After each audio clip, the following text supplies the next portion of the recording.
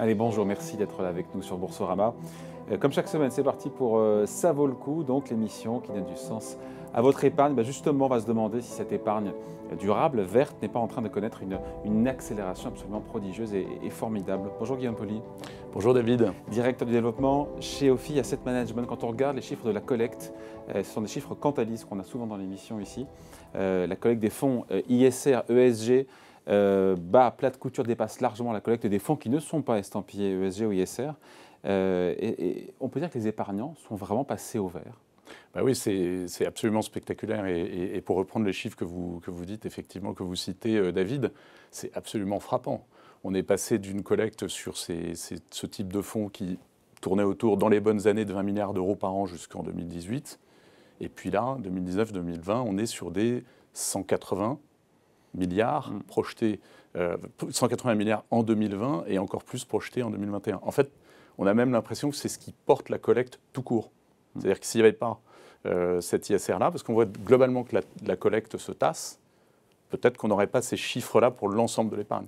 Ouais. Donc c'est vraiment très impressionnant. Donc ce virage vert de l'épargne patrimoniale, pour vous, chiffre à l'appui de manière documentée, ce n'est pas un sentiment de marché, c'est documenté, c'est chiffré. Ouais. Voilà. Donc le virage vert, il a été pris. C'est que pendant longtemps, ce sont les grands investisseurs, les sociétés de gestion qui ont été un peu précurseurs, tout ça avec une réglementation évidemment, de cette approche durable, responsable. Est-ce que derrière, encore une fois, aujourd'hui, les particuliers prennent vraiment le relais ou c'est trop tôt pour le dire? Avec une démarche personnelle, positive? Alors ça, il faut le demander à chacun d'entre nous. Je crois qu'il y en a un certain nombre dans le public qui sont effectivement absolument convaincus de cela. Mais ce qui est certain, c'est que la réglementation, comme souvent, joue un rôle absolument clé pour que ça se fasse. C'est-à-dire que la réglementation qui fait en sorte que l'on flèche de façon très très claire pour tous ceux qui ont un pouvoir de distribuer des produits d'épargne vers ces produits-là, joue un rôle extraordinaire. On parle de la loi Pacte, pour le coup, là. Alors on parle en France de la loi Pacte, on parle au niveau européen de SFDR, qui est un règlement qui, en apparence, n'a l'air de rien, mais qui oblige à la classification de tous les produits d'épargne, de tous les supports d'épargne, qu'il s'agisse d'ailleurs de fonds, qu'il s'agisse de contrats d'assurance vie, qu'il s'agisse de contrats de retraite. Vraiment, ça vise l'ensemble.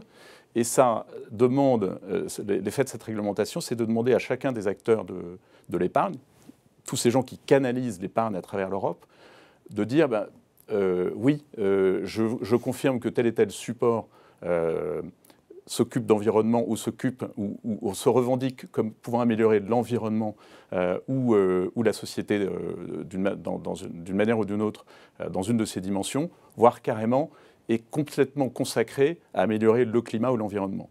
Et puis, vous avez une toute petite part pour ceux qui ne le font pas. Donc l'idée, c'est un peu de pointer le doigt sur les produits qui ne feraient pas ça. Et donc de créer une norme pour l'ensemble des acteurs qui font que ça va massivement se flécher vers cette épargne. Et il y a il y a une autre explication en fait pour cet engouement, je pense aussi, c'est tout simplement la performance. Qui sont au rendez-vous, mais performance qui est aussi peut-être liée à la collecte. Parce que s'il y a de la collecte, ça pousse à l'acquisition, à l'achat, et donc ça fait monter les cours. Alors effectivement, c'est pas l'effet mécanique. Il y a un effet collecte, mais 180 milliards sur des marchés qui sont, je chiffre à plusieurs dizaines de milliards, dizaines de milliers de milliards, je pense que c'est pas l'impact direct. Je pense en fait la raison de ces performances. Rappelons juste les performances. Quand on parle de bonnes performances, c'est quand même assez spectaculaire. Et c'est sur le long terme. Vous prenez sur les 4 dernières années le MSCI Europe SRI, donc investissement socialement responsable. Donc la plus grande valeur mondiale cotée. Européenne. MSCI, je prends juste Europe. Vous avez les deux. Vous avez l'Europe et vous avez le monde. Je vais vous faire les deux. Sur l'Europe, vous avez une surperformance annuelle de 50%. Vous avez investi sur des valeurs ISR sur les 4 dernières années, vous avez gagné plus que les valeurs non ISR. Que l'indice plus large. Et sur l'indice mondial, c'est une surperformance aussi, alors plutôt de l'ordre de 15%, mais sur des performances qui sont très fortes. Et donc ça prouve d'ailleurs que l'Europe, pour une fois, a un peu d'avance sur le reste du monde dans le surplus qualitatif. C'est bien de le saluer. Voilà, pour une fois qu'on peut le faire, on a des chiffres à l'appui.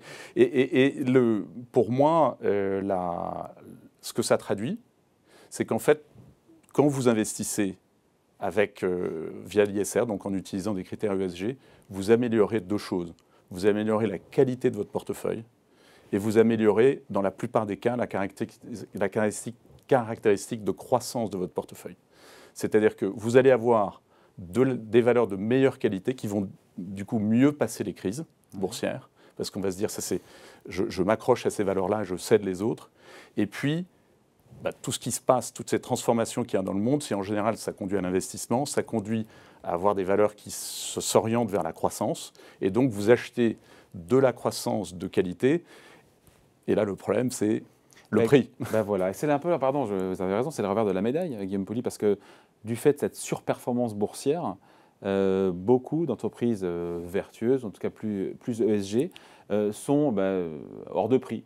Et donc, certains diront même carrément surévalués. Est-ce que ce n'est pas problématique aujourd'hui pour ceux qui rentrent, pour ceux qui arrivent de dire on va acheter des cours qui sont des cours très chers. Je me rappelle du patron de Total, pardon pour le lien, qui disait mais moi si je vais accélérer ma transition énergétique, il faut que j'achète des boîtes dont les ratios de valorisation sont absolument délirantes, quoi.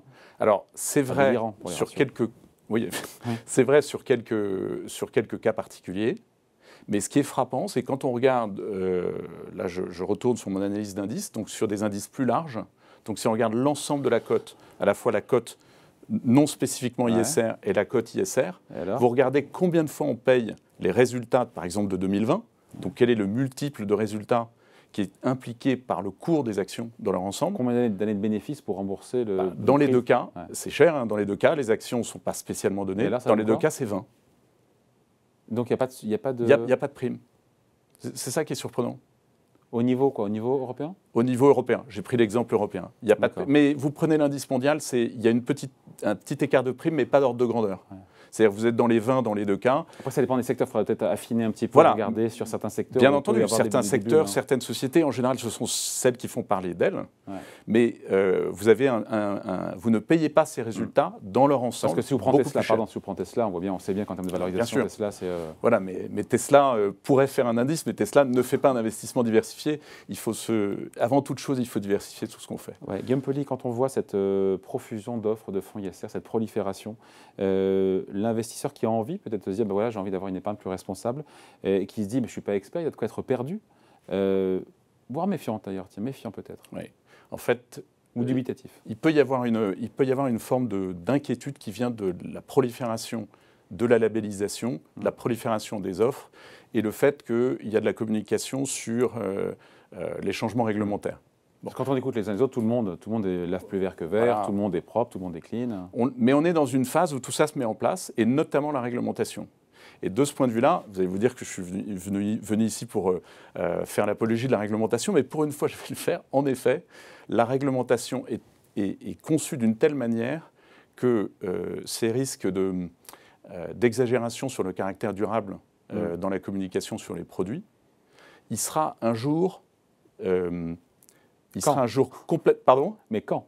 Je pense qu'il sera un jour, donc dans les années qui viennent et assez proche, il sera un jour, il aura rendez-vous avec le superviseur lui-même. C'est-à-dire que ça sera le rôle de l'AMF, par exemple, de vérifier que les engagements qui ont été pris en matière de communication sur les produits d'investissement durable sont respectés. Et donc, ce qui se met en place actuellement, c'est un cadre qui rend cet investissement sur ce type de support beaucoup plus sûr. Et donc on peut y aller. Ouais. Et la deuxième, pardon, oui. Non, allez-y. Et la deuxième chose qui me paraît importante là-dedans, c'est qu'il n'y a pas qu'une seule manière d'investir de façon plus responsable. Vous pouvez investir dans des produits labellisés, vous pouvez investir par vous-même, vous pouvez aussi déléguer ce type d'investissement à des gens auxquels vous donnez un mandat de gestion piloté dans l'assurance vie, mandat de gestion au titre vif dans le cas d'un compte titre. Vous pouvez déléguer cela à des experts.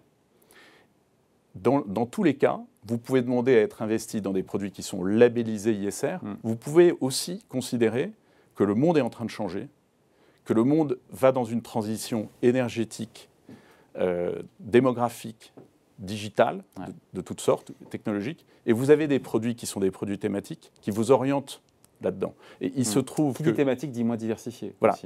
Alors, un peu moins diversifié, donc il faut diversifier les thématiques. Oui, voilà, mais souvent, vous avez un recoupement entre la thématique et l'ISR.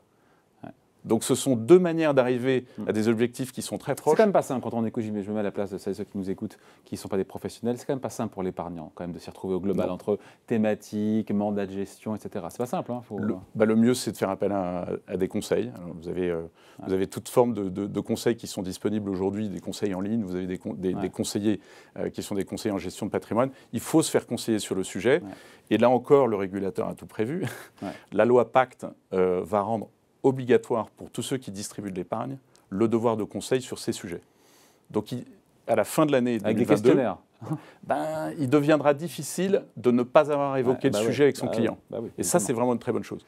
Ça va permettre de s'y retrouver. Merci en tout cas. Explication signée Guillaume Poli, directeur du développement chez Ophi. Merci beaucoup. Merci David. On se retrouve la semaine prochaine sur Boursorama pour une nouvelle émission.